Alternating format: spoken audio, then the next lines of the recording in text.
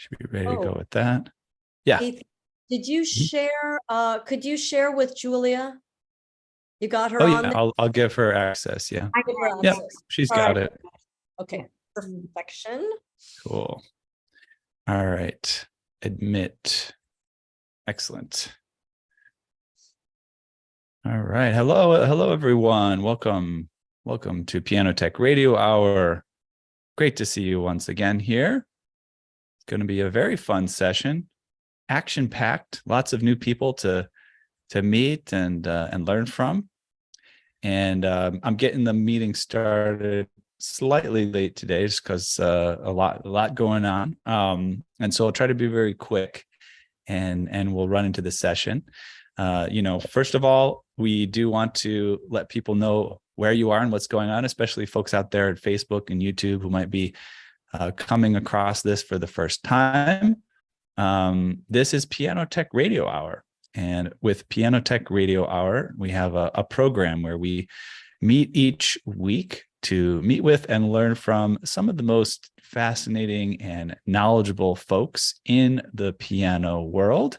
And this could include folks from manufacturers to rebuilders, musicians, makers of other instruments, and of course, piano techs. Our mutual goal is to become better at our craft, to help each other, and create an ever more musical world together. This program, Piano Tech Radio Hour, is brought to you by Piano Technicians Masterclasses, an online learning resource that brings you cutting-edge instruction from piano industry masters without leaving your home. You can find out more at pianotechniciansmasterclass.com. And of course, if you'd like to keep up with us and attend every live session and support the future growth of the production, you can subscribe at bit.ly/joinptrh, bit.ly/joinptrh. And that's the basic introduction. There's some other links and things I'll share with folks in the chat. Out on the socials, I'll try to give you a link so you can join the Zoom call if you'd like to. Let me actually also just check and see if anybody else needs to be let in. I think we're pretty good there. Yeah, so there'll be other links that I'll share in the chat just for some recent classes that we've had. I'll get a link in there. So if people want to actually attend the concerts that we're going to talk about today, you'll be able to find access to do that. And I don't want to talk too much more before getting started. And so what we'll do is we will briefly introduce Hannah. We've done other introductions of her in the past. I'll bring her up. I'll spotlight her and myself. So Hannah is someone that we started to engage with several months ago. She's very passionate about music and especially stretto pianos, which are pianos which have smaller than normal size keys to accommodate people with, I wouldn't even say smaller than normal sized hands. I would just say like on the spectrum of normal sized hands, which just happen to be smaller than what pianos are made for, put it that way. And so she's on a mission to kind of make piano playing more accessible at the higher levels to all sorts of individuals. And she has a deep musical history herself of performance. She does Joni Mitchell music and all sorts of composition, and she's very creative, done some documentary work. But yeah, that's a brief introduction. I want to hand it over to you, Hannah. We're going to let you kind of run the show today and introduce us to some of your fine friends. So welcome, Hannah. Thank you, Ethan. I'm so happy to be here today. And we are so excited to present these wonderful and talented artists who will be playing for the 3rd International Stretto Piano Festival. This is our 3rd season, but is our 1st season where I'm actually renting a legitimate hall in New York City. It's a 175-seat hall called Engelman Recital Hall on East 25th Street. It's part of the Baruch College campus, or BPAC, Baruch Performing Arts Center, and it is beautiful. It will have 2 choices of key size, a full-size Model D Steinway Concert Grand, and my 7'4" Model C Steinway from 1900 that was rebuilt to have small keys in 1997. And I want to also thank Floating Piano and Ethan for being our sponsors and for providing technical service and tunings for the 5 days of concerts. But without any further ado, I would like to just jump in and say you can see all of the artists at stretopianoconcerts.org/2023. But I'd really like to introduce our first artist so we don't run out of time with everyone. We want to listen to their music, we want to talk to them, and we want to know all about them. So I am going to read a little quotation from the website ChristopherO'Reilly.com, and I'm sure that some of the listeners today know who Christopher is. He says, music is a force for epiphany in our lives as we relish and acknowledge each serendipitous yet inevitably life-changing moment of listening, performing, studying, talking about, collaborating, teaching, perpetually experiencing music. These epiphanies suffuse my heart from many different genres of music, different media too. It's a wonderful life. It was serendipitous that I re-met Christopher and invited him, and he accepted to play for our festival. He's someone that I've admired for decades in my life and who is some kind of genius with his amazing multiple abilities and talents. His legacy is great playing, arranging, interpreting, recording, and performing in great concert halls. He also became a media personality for one of the top, if not the top, classical music radio show, From the Top, for many years. Some of you might know this. This expanded the ears and hearts of innumerable listeners and allowed them to know classical music playing by the virtuoso under 20 crowd, like teens and even young children, led by him on a weekly basis on NPR. He has interpreted fabulous music from Bach to Berlioz to Radiohead and beyond. We are super excited to include Chris and his virtually tempered clavier in the Stretto Piano Festival. This concert celebrates 300 years of the masterwork by J.S. Bach, the Well-Tempered Clavier, books 1 and 2, both of which have 24 preludes and fugues written in all the major and minor keys for the keyboard. So this is a recording from book 1 at the prelude and fugue in E major. Let's listen.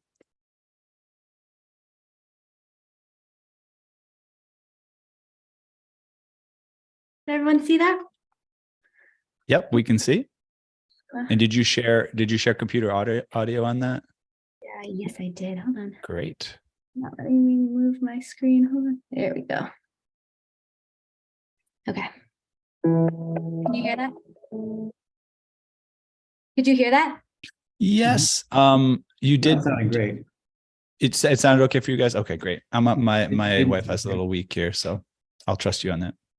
No, it didn't sound great. I'm wondering. Oh, how- it didn't sound great. Yeah. Mm. Did you so when you did your screen share, there's a little box to check at the bottom that says share computer audio. Did you choose that one? Oh, I did. Hold on. Share computer audio.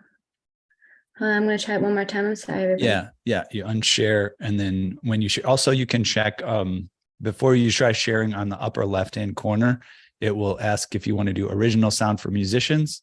It might be naturally off, and then you could click it and turn it on. Hold on. Yep.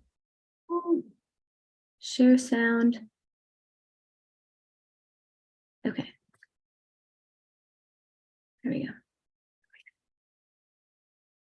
All right. How about? Yes. Sorry about that. I could have sworn I had that one. Okay. There we go.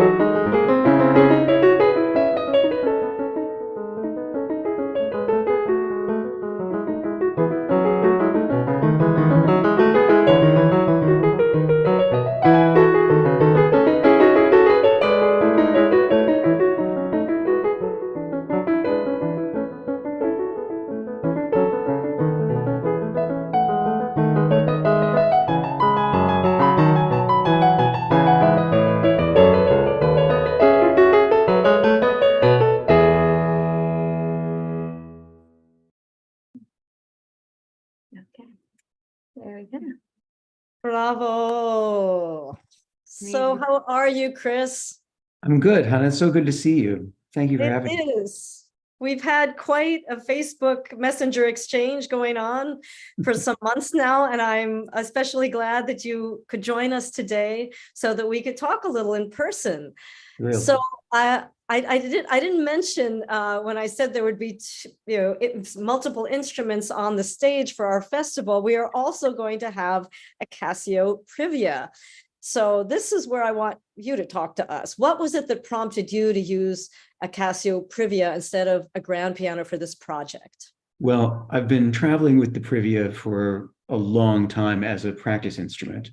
And it's got great touch. It's got fake wood grain ebonies. I mean, it really has everything that a digital piano can have.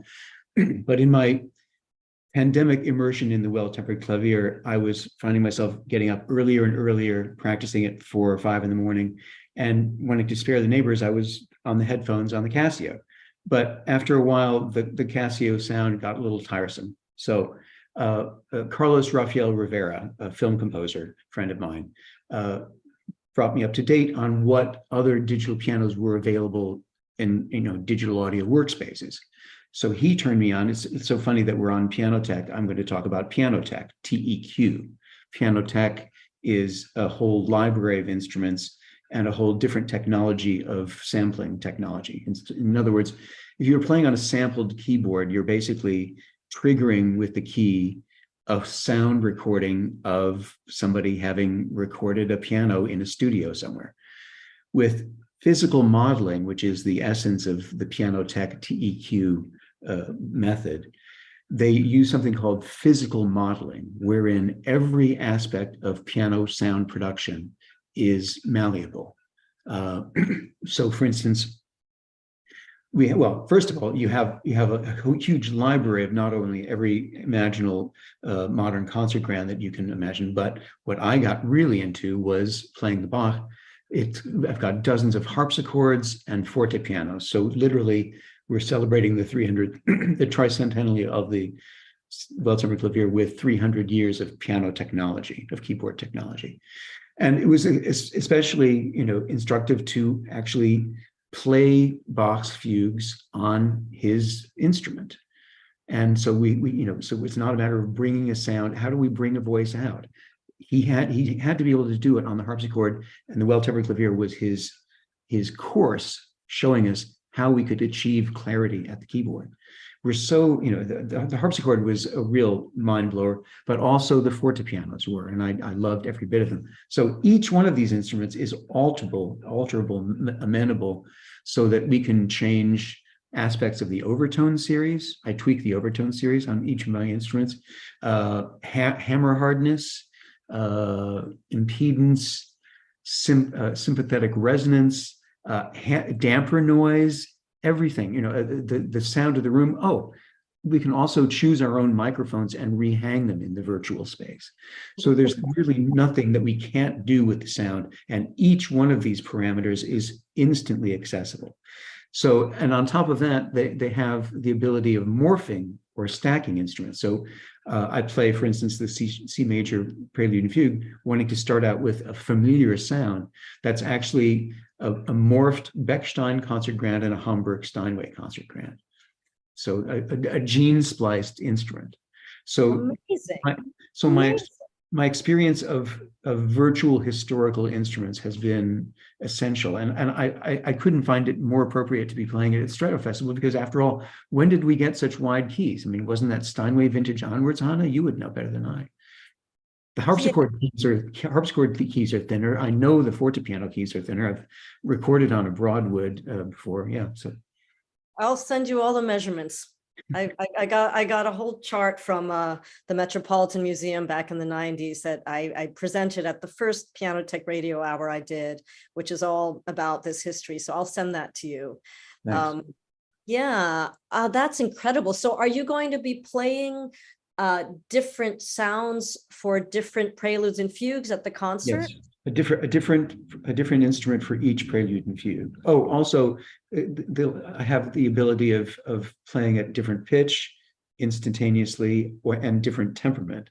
I'll be Right. playing quite a few of them will be in the temperament that was Bach's favorite at the time, something referred to as Werkmeister 3. And but there will be a couple of well-tempered pieces and then even-tempered 440. Some of the instruments, yeah, I can tell, if the harpsichord is at 415, it doesn't sound as good as it sounds at 385. Likewise, the forte pianos need to be down at 415 or maybe 435 for some of the later forte pianos. So everything is accessible.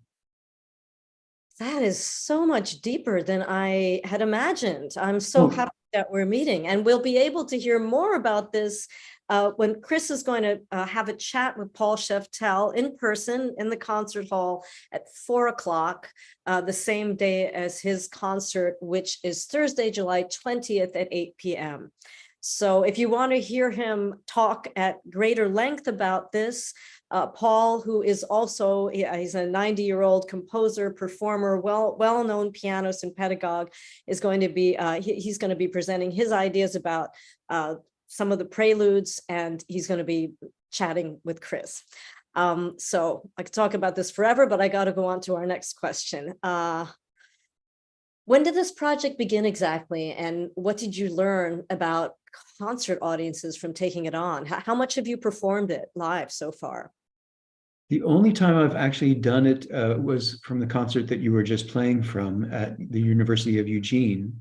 I'd come up with a whole physical presentation to be incorporated with projections, animations by Stephen Malinowski, a concert in the round projected on the inside of a tent, but I couldn't quite get somebody interested in that. So this was the first time.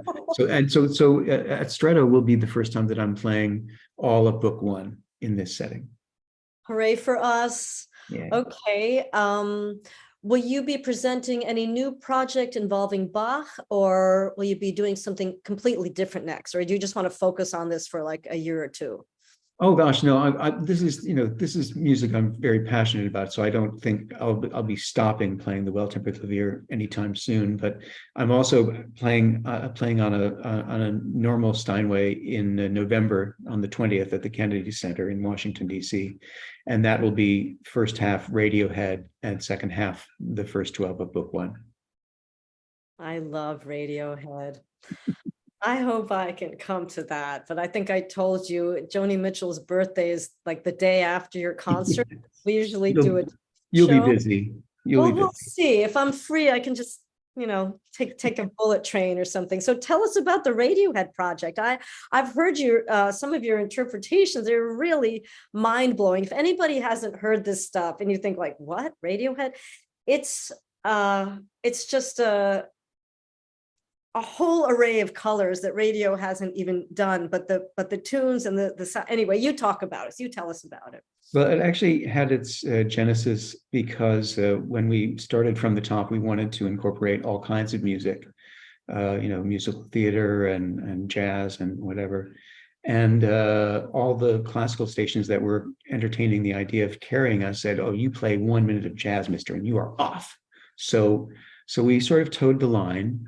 But we had this midway point in the hour where stations could break away and take care of local business, or they would play what we sent them. And we didn't want our young charges to be at the whim of local stations, whether they would be heard or not. So that became my slot to do a little, a Bach prelude or something like that. And so when I started running out of preludes, I decided to, do a little nose thumbing, and I would make these arrangements of Radiohead and Nick Drake and Elliott Smith and whoever I wanted. And I'd play them at the halfway point, and our announcer, Joanne Robinson, would get on and say, that was our host, Christopher O'Reilly, playing Karma Police by Radiohead.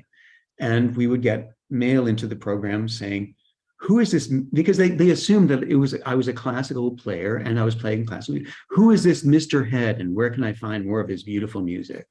So that's the story of Mr. Head. So there we are. Oh my God. Well, kind of on that note, would you tell us a little bit about your childhood and upbringing and how you became this lover of all genres? Because not every classical musician is like that.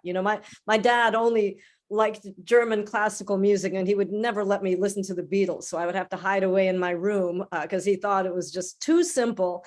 Tell me about your background.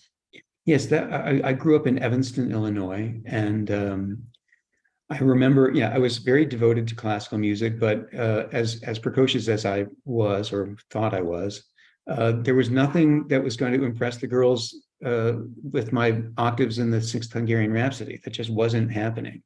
And meanwhile, my sister had introduced me to the Beatles, and I'd been going ice skating and hearing a lot of top 40, and then getting into, sort of alternative at that point, Led Zeppelin, and there was lots of great radio in Chicago. And so I started getting into this music. And so I thought, well, maybe I should start my own little rock band, and maybe then the girls will like me. So we started a little band, and we played the unfortunate music of the time that involved keyboards, like The Doors and Iron Butterfly and Santana. But that was my entry into popular music. You were in a band? How old were you when you were in this band? I had the band from 6th grade onwards. Did you play Nights in White Satin? We didn't. I think our band did that when I was in 7th grade. Well, there you had somebody with a voice who could sing that. So there you are. Oh my God, Chris, that is so cool. Okay, another question. What are you, and would you like to be involved with education on any level at this point in your life? Well, I like to think that the education has been sort of a two-way street. For instance, I remember remarking to young soloists that I'd be playing a Wieniawski piece with, and they'd go off to their cadenza, and they'd be ripping right through it as if the orchestra was still playing behind them. And there were invariably leaps and bounds that could use a little bit of extra care. And I said, when a composer cuts everybody out, they are telling you you are the momentary master of time and space. And it is up to you to take that control and that freedom, and that will allow you to make the sound that you need to. And so, that invariably made for the extraordinary free performances that you heard. And the sense of comfort that you got from the artists was from exactly that kind of license. Okay. So then I bring that back to my own playing, and we're playing solo music, people. Who are we waiting for? What bus do we have to catch, right? Make the time up as you are going. And it doesn't have to be, egregious amounts of rubato, but take the care for each moment. So my immersion in the Bach, in the Well-Tempered Clavier eventuated in a 40+ hour course, a lecture or a video musing on each one of the 96 preludes and fugues that I called Everything We Need to Know About Playing the Piano We Learned from the Well-Tempered Clavier. And it's a cumbersome title, but it is absolutely true. So it became a real method for working through the Well-Tempered Clavier and making actual decisions and empowering those decisions. And it ended up being a real method. We went to teach as an 8-week course at the University of Utah, did another residency of it at University of Eugene, Oregon. If I was going to be doing some more education, I would be taking that course on the road again. Amazing. Well, I think every university should use it. I so wish we had more time. So I want to tell our audiences, please come and hear Chris speak more about this if you're in New York. God willing, we will be streaming. We're having a production meeting on Monday, and fingers crossed, I can somehow do this fantastic project. I don't know how I'm going to do it, but we're doing it. I can't wait to see you in New York, Chris. I'll pick you up at the airport. And just sorry that we have to adjourn, but we've got to move right on. Much love to you, and thanks for being here with us. Thanks. Have a great one. Too. And I want to thank Julia Ferlin, my assistant, who is helping us with the audio. Now we're going to listen to a beautiful selection by pianist Anna Arazzi. You can hear Anna in person at Engelman Hall in New York City as part of our Stretto Piano Festival on Saturday, July 22nd at 12 noon. And we will stream that one for sure, however we can do it, because Anna is Israeli and she has Israeli audiences, and I know they would like to hear her. I'm not going to tell her whole biography because I want to read something from my colleague Rhonda Boyle's YouTube page, which describes the performance, a section of which we're about to hear. This exciting performance is on a DS 6.0 TM keyboard with keys narrower by 15/16 at the Dallas Chamber Symphony International Piano Competition. Before arriving in Dallas, Anna's practice had been on a standard size keyboard, but her intention was to perform on the narrower keys of a Steinwheeler keyboard available to contestants. Her first ever experience on the DS 6.0 was on Wednesday, 11th of March. This was, I think, in 2016. This performance is the first round of the next day. She has already adapted to the narrower keys, as her performance of this fiendishly difficult piece demonstrates, and without her normal pain and tension. Ultimately, she won third prize, and this was the Dallas Chamber Symphony International Piano Competition. It is really amazing how Anna can adapt to different keyboard sizes, which I've experienced with my own eyes and ears when she played in person at our 2021 and 2022 festivals in New York City, and she traveled to New York to do that. I mean, it's amazing, but I also think it is easy to adapt. It's amazing to see when the piece is as difficult as this Prokofiev piano concerto. So go ahead, Julia, show us a couple of minutes.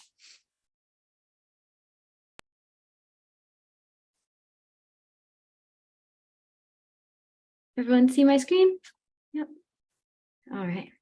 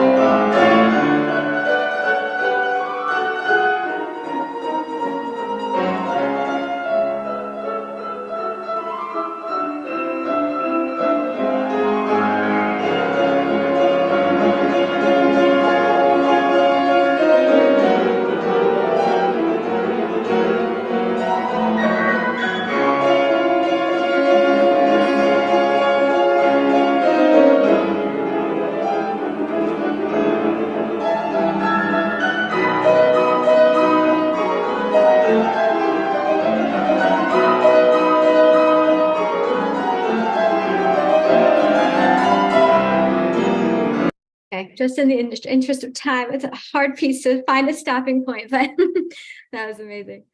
Let's stop here. Awesome. So good. Bravo, Anna. So wonderful. Okay. Thank you. It brings back all the excitement of that performance. Thank you. Julia, can you help me out and put both me and Anna on the main screen? Yep, coming up. One sec. Thank you, Ethan. Anna, it's so good to see you again. So wonderful to see you, Hannah. What a breathtaking Thank you for performance. bringing me here.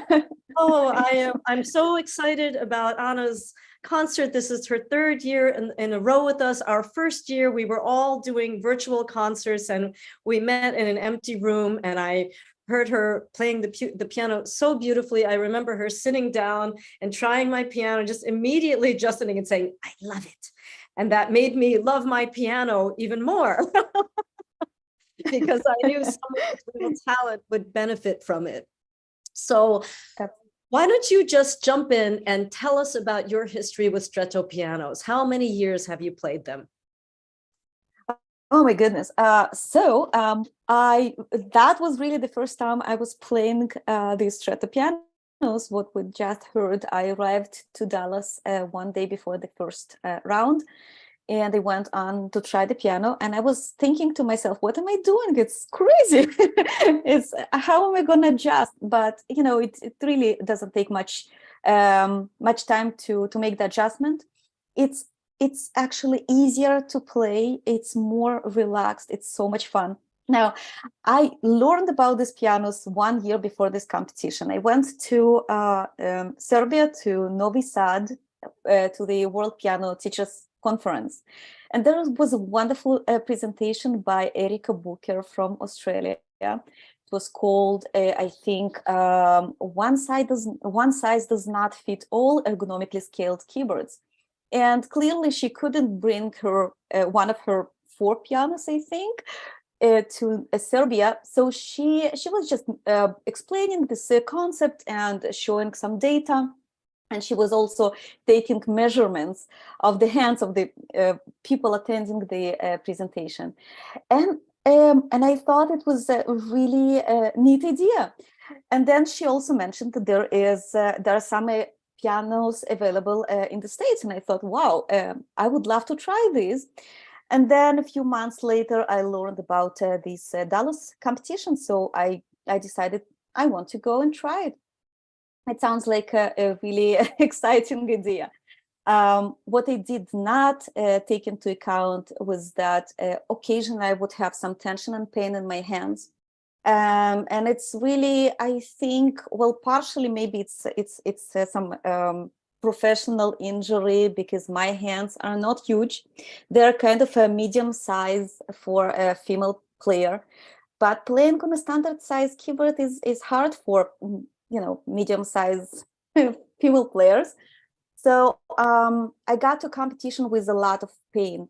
And it was hard, and the program was really demanding. And then this new piano that I needed to adjust, and I was thinking to myself, I'm completely nuts. But sitting at this piano and playing it felt like a relaxation and therapy, and practicing maybe for a couple of hours felt like I was taking a deep rest, and my pain was gone.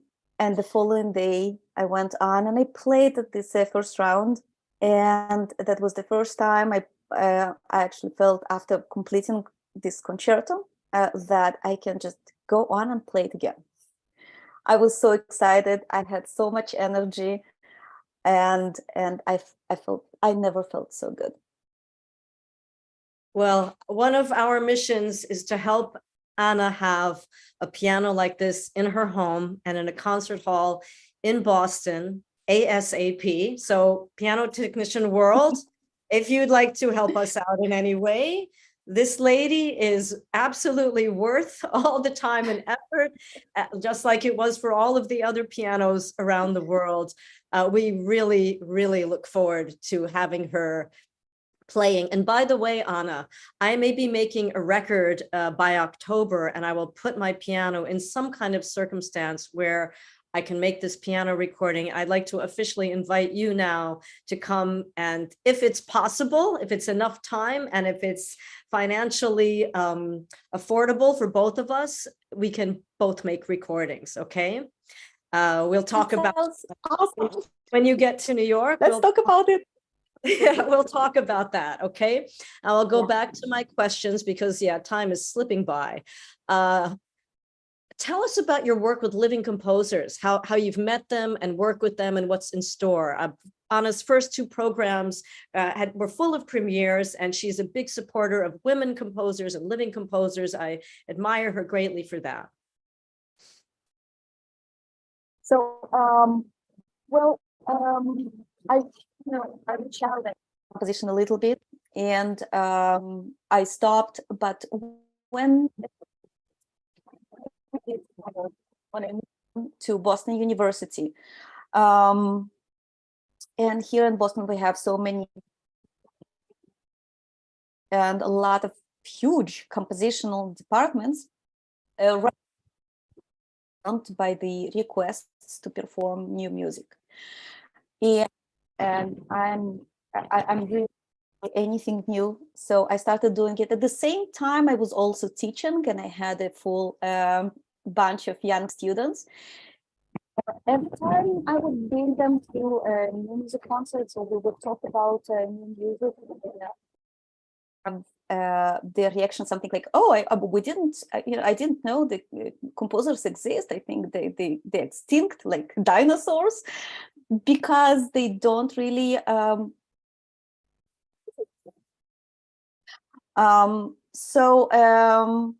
And so I next time I was approached by one of these young composers, I told, "Hey, how about we collaborate and make something together? I have here this bunch of really wonderful. They would love to play your music." And in person of Adam Burns, who we collaborated a lot later, he started composing short pieces for my students. I would stay to do what I would want them to do, and he would really create something very interesting that my students would absolutely fall in love. So that's how it all started. I'm also very interested in female composers. So I started working with a British composer, Angela Slatter, who is he's running a wonderful project that's called Illuminate Female Composer, and she's promoting young female composers around the world, and she's also promoting works by historical female composers. So I got to do a lot with her. I work with some female composers from my home country, from Israel. And in this last festival, the second festival, I also performed pieces by a good friend of mine, Tatiana Afanasenko, who's in Kiev. And she was composing some of these pieces literally since the basement. Your audio is coming in and out. I'm not exactly sure why, or if we can fix that. I'm sorry. I heard most of it. I don't know about everybody else. We're going to have to, I have to abbreviate because we have to try to finish a little bit after 3. I just wanted to ask you one last thing, and then we can continue talking. And everybody, like I said about Chris, come to New York and hear Anna in person. It will be a wonderful concert. Do you think that Israel could be a likely place for a Strezzo piano? Why or why not? I am sure it's a wonderful place. I think every place in the world is a wonderful place for Strezzo pianists. There are kids and female and players. They need to have this option. That's absolutely true for any country. Do you think that Israel would welcome it? I think so. So I think on one hand, Israel is a small country, so having even 1 or 2 pianos would really expose most of the musicians there to the potential. You don't need to be in their bunch. 1 or 2 would absolutely enough for everyone to know. Israel, I'm generalizing a little bit, but I would say it's a little bit more on the conservative side. It would take some effort to go past some biases. You know, people say we don't need this, or we want the challenge, or my hands are big enough. You know, there is a lot of things people say when you introduce them to the idea of Stretto pianos. I'm sure it's all doable, and because this is a small country, I think it's a wonderful place to try. You know, Israel is a good lab for many projects. I think this one. Okay, everybody, please read about Anna Aratzi at her website, annaaratzi.com. All of our artists have very easy ways to find them: ChristopherO'Reilly.com, AnnaAratzi.com, and RonFeng.com, who is going to be our wonderful last artist we're going to talk to today. See you in New York, Anna. We'll be in touch soon, okay? See you. All right. Now you can hear Ron in person at Engelman Hall in New York City as part of the Stretto Piano Festival on Saturday, July 22nd at 7 p.m. In addition to works by Brahms and Schubert Liszt, she will play the first movement of the Sonata for Piano from 1960 by the living composer David Amram, who we are very, very honored to have as part of the festival. He is on our advisory board and a close friend of mine. He wrote an incredible sonata in 1960, which fuses jazz elements, but it is a through composed, difficult piano masterpiece. And Ron has agreed to play the first movement, and another pianist, Yoshiko Klein, will play the second and third movements. We're hoping she can demonstrate a little bit for us on her piano, Steinway Stretto piano in Texas, but we will hear a selection in a minute. She is a remarkable young virtuoso who has won many awards. And like I said, you can read about her on her website, ronfeng.com. Her hometown is Guiyang in the south of China, and she left China when she was 15 years old and studied in Europe for about 12 years in Ukraine, and at the Tchaikovsky Conservatory, and at the International Piano Academy Incontri con Maestro in Imola, Italy. She studied in Manchester, UK. She got her postgraduate diploma at the Berklee College of Music in Boston, and she's now a doctoral candidate at the University of North Texas in Denton. And I am an absolute fan of her remarkable playing. Let's hear a sample, Julia.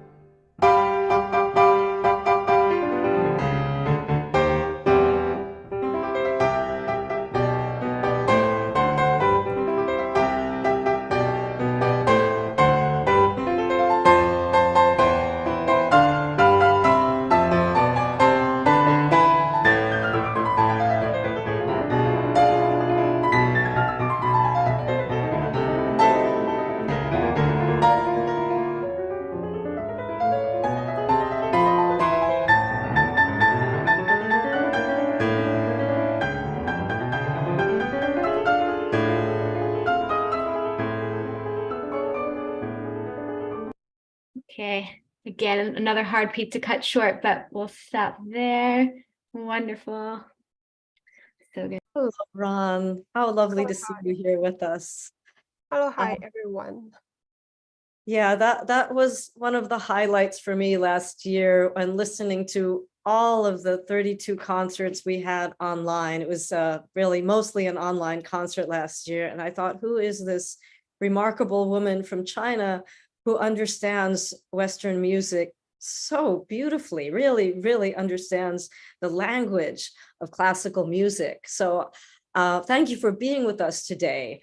Thank So you. many questions, but I guess the first one is, how did you come to play a stretto piano? Well, so first of all, before I'm talking about this, I want to make sure that you can hear my voice.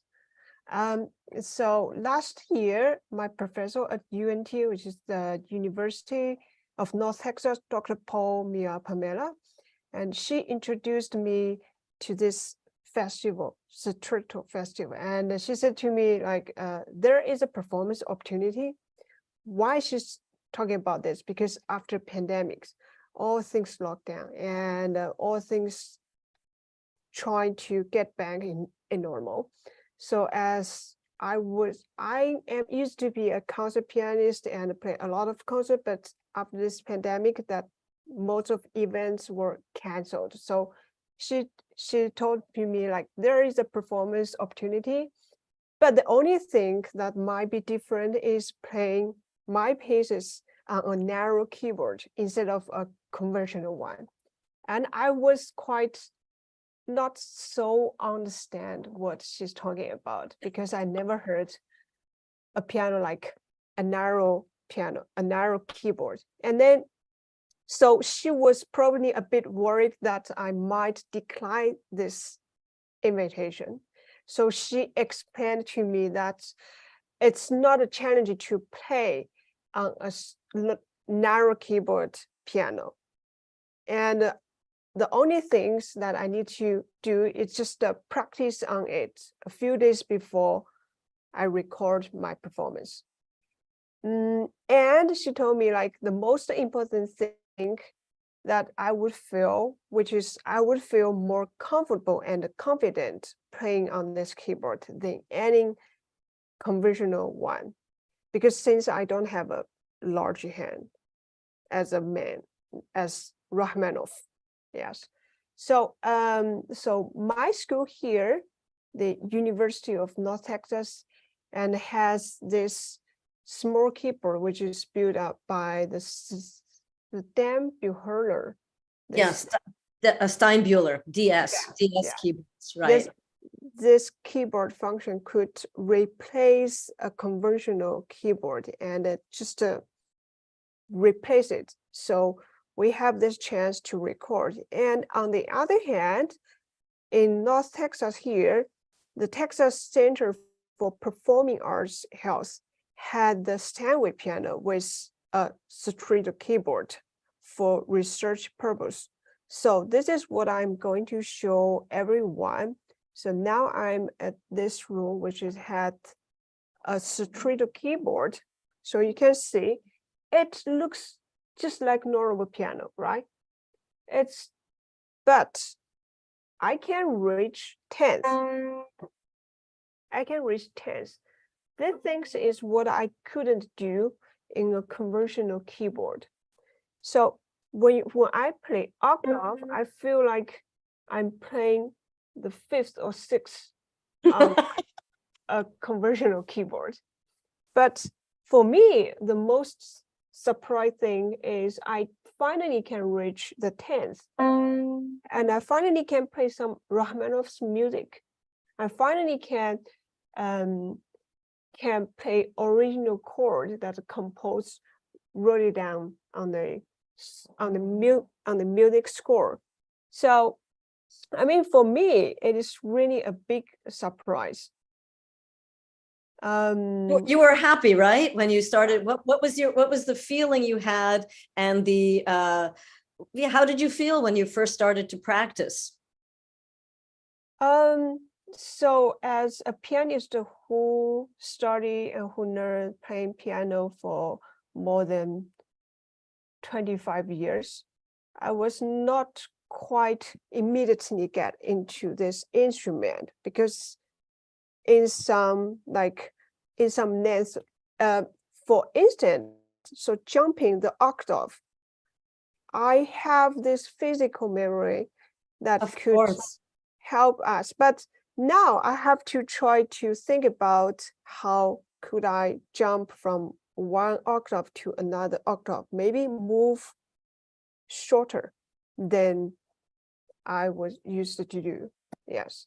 So for me, it's really a big surprise that I know that, oh, in this world that we have this instrument could play, and we have the second choice. Yes, yes. This is quite important. We have the second choice. Please, let me ask Ethan quickly, how are we doing with time, Ethan? We're doing good. Yeah. I mean, typically we end by now, but you know, you can go over 5 or 10 minutes. I don't think that's a problem. If I'll that works ask- for you. Does that give thank you you. enough time? Oh, thank you so much. Yeah, I wanted to ask Ron a few more questions because Go I'm for it. sure people are curious about her and how this all happened for her. How old were you when you started playing piano, Ron? Well, I was 4 years old when I started to learn playing piano. And why did you leave China at age 15? Well, at the time that I had a dream as a teenager, I was always dreaming something else as a teenager. But one day I found a CD alarm in a CD shop, and I was so touched by Rachmaninoff's music, and especially his the second piano concerto. Then I decided to dedicate my whole life to piano. So I talked with my parents. I say, like, the famous pianists, so you say this Lang Lang and blah blah, those very great pianists, they studied abroad when they are super young. So it's kind of very live idea to talk with my parents, like, I would like to study abroad. Yeah, but my parents was seriously considering my thoughts, so they support me. So, That's wonderful. yes. That's wonderful. And do you speak any of the European languages? yes, I speak Russian because I was studying in Ukraine, and I speak a little bit, a very basic Italian. Yeah, so, and then Chinese, Mandarin, and English. You know, as musicians, we hear a lot of different languages. And I remember Andras Schiff at an interview once saying that, you know, if you understand what Hungarian sounds like, you can play Yes. Bartok Yes, with a Hungarian accent. There's a certain way of Yes. phrasing things. So the fact that you understand Russian probably loaned to your, I hope we can hear you play Rachmaninoff one of these days. We'll work on a concert for you for that. And tell me also, how are you finding working on David Amram's sonata? Ron has decided to write her doctoral thesis on David's piece, which was so exciting for both of us. He can't wait to hear you. So tell us a little bit about your exploration with that. Well, I actually just started to learn this piece, but I listened this recording and I try to figure out this how the technique of playing this piece, and I found it's quite not so it keeps its classical side, but at the same time it has some evolutions of jazz style. So Harmonies, right? Lots of jazz harmonies, yes. 9s, 11s, 13s. Yes, exactly. So I think it's a very new experience for me, and as well for the audience. So I hope that I could bring my best, or bring his best music on the stage in the next month, in July 22nd. Yeah. That's very ambitious to be able to do that in such a short time. We're very grateful.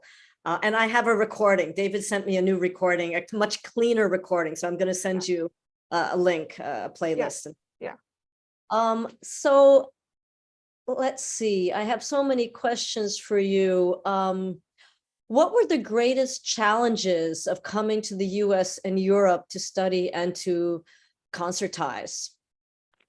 I think it's how could we say, it's kind of like the network, because you are absolute stranger in Yeah. Europe, in US, no one knows you, and your family is not here, your family is not there, so you have to really to be confident to talk with other people.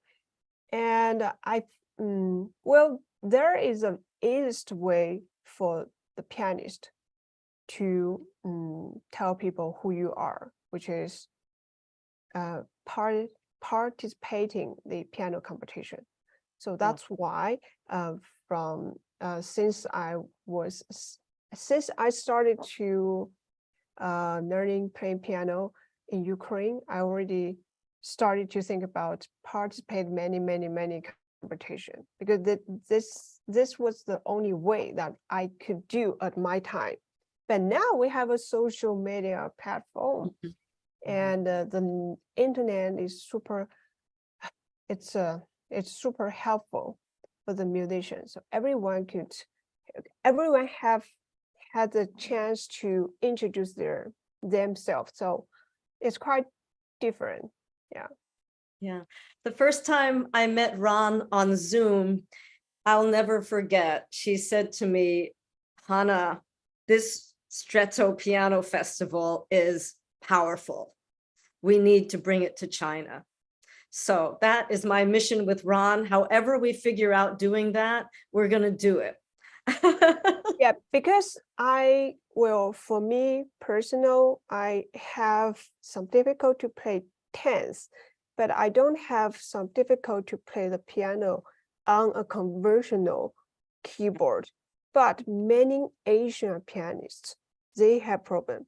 It's not just about female or male. They both have a problem playing on the conventional keyboard. So I Right. think it is very important to tell them we have second choice. Yes. Yeah. Well, I'm sure you're going to be part of that conversation. And I'm very grateful to you and to Anna and to Chris O'Reilly and to you, Ethan. Thank you so much for extending this for us and for just having us. I'm just filled with inspiration listening to these incredible artists. And I hope we can continue far into the future with all of you. Indeed. Yes. And we appreciate you sharing all of this with us, Hannah. I think we found a really great overlap here between our two projects or multiple projects here, of course, because you're there in New York producing the concert, and we have Floating Piano Factory there. We can come and kind of support you as a team over there too. So that's very fun. And I think it's we all have our mission in life, or multiple missions, things that we're passionate about. And I think it's great to see your passion for this and also to see things coming together. The concert looks like it's coming together to be a magical experience again this year. And we encourage everybody to continue to get involved with it. Shall I walk us out? Did you have any One last words? request. Yeah. I want you to put Julia Furlan on the split screen with me, because I Oh, yeah. could not be doing any of this without her. All right, At give the me one moments sec. when I feel like I'm going to be just like pass out, her collaborating with me and helping with Julia had got her master's in piano performance and pedagogy at Salem College in Winston-Salem, North Carolina, on a Stretto piano there. And she is just the most fabulous thing that's happened to this whole project, because we both live in New York and we've been working together on it since January, right? Before? Yeah. Yeah, and it's really about the team. This is not about one person, it's about all of us doing it together. So thank you again, Ethan. Thank you. Yes, thank you. Yeah, and great work, everyone. We can definitely tell there's a team behind this. It's it's if you're trying to stand in the way, of Stretto pianos, there's a ambitious mob ready to ready to pull you over. So Small-handed mom will come for you. yeah, it's coming. It's coming. There's We're no unstoppable. there's no stopping it. Yeah. Excellent stuff. All right. Well, I'll walk us off and then we'll cut out and Hannah, if you want to jump back on the Zoom after I end it, we can do a wrap up or whatever. But yeah, and anyone else from your team that wanted to join too as well. But I will do our official walkout here just to clarify what's going on and what just happened to you. We have reached the end of another musical journey here at Piano Tech Radio Hour. Thanks to Hannah and Stretto Piano Festival and all of the guests that joined us today. I did get everybody's websites and put it in the chat, both on the social media and here in our Zoom call. So you can check those links out and follow up on the artists that are close to your heart. As always, we are brought to you by Piano Technicians Masterclasses, cutting edge instruction from piano industry masters without leaving your home. For those of you that joined us today by signing up for this session individually, you can make your life more convenient. You can subscribe to Piano Tech Radio Hour. It's just $16 a month. So you'll get the recording of today's session in a member area, as well as automatic registration for each week's new session. You can sign up for that at bit.ly/join PTRH. That's bit.ly/join PTRH. Thanks again for everyone for joining us, and we'll see you again soon. Have a great day. Have a